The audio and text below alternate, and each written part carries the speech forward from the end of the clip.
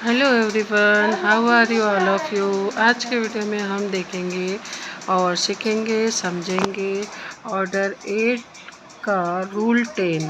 ठीक है, civil procedure code 1908 में मेंशन किया गया है अंडर ऑर्डर 8 रूल 10 में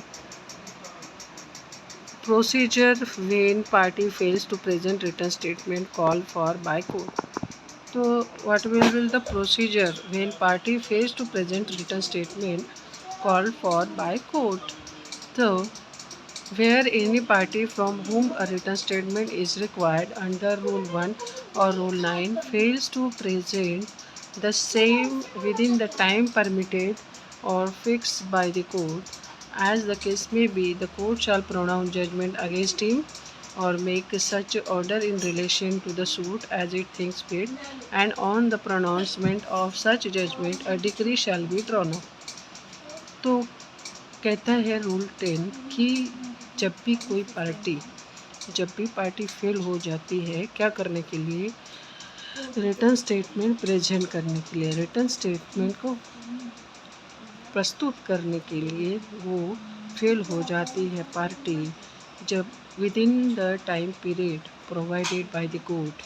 ठीक है, तो टाइम दिया रहता है जो कि कोर्ट ने फिक्स किया हुआ रहता है रिटर्न स्टेटमेंट फाइल करने के लिए। तो अगर पार्टी फेल हो जाती है, एनी पार्टी मतलब यहाँ पे सिर्फ डिफेंडेंट के बारे में बात नहीं की गई है। एनी पार्टी मतलब जब डिफेंडेंट सेटअप फाइल करता है तो डिफेंडेंट प्लेंटिफ के रोल में आ जाता है, और प्लेंटिफ जो रहता है ओरिजिनल प्लेंटिफ वो डिफेंडेंट के रोल में आ जाता है। और काउंटर क्लेम के बारे में भी यही हो जाता है। जब काउंटर क्लेम फाइल करता है डिफेंडेंट, तो डिफेंडेंट पोजीशन में आता है प्लेंटिफ के, और जब काउंटर क्लेम का रिप्लाई फाइल करना होता है वो भी रिटर्न स्टेटमेंट के ज़रिए उसको काउंटर क्लेम का रिप्लाई फाइल करना होता है। तो ओरिजिनल प्लेंटिफ जो है वो डिपेंडेंट के रोल में आ जाता है। तो इसलिए यहाँ पे वेयर एनी पार्टी कहा गया है।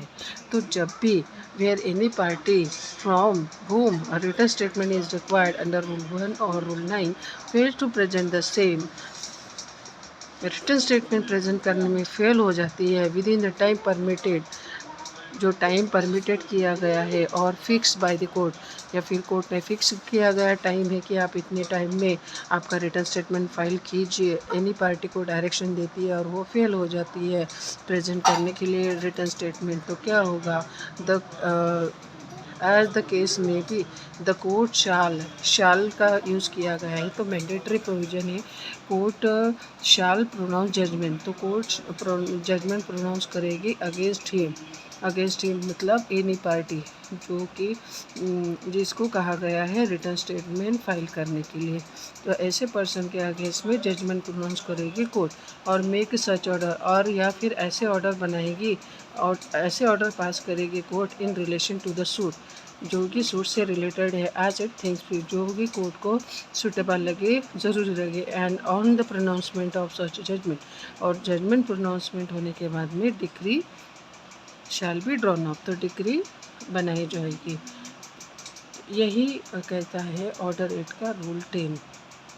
तो आई होप ये छोटा सा वीडियो है आपको कैसा लगा। अगर आपको अच्छा लगता है तो वीडियो को लाइक कीजिए और चैनल को सब्सक्राइब कीजिए और मुझे बहुत सारा मोटिवेट कीजिए।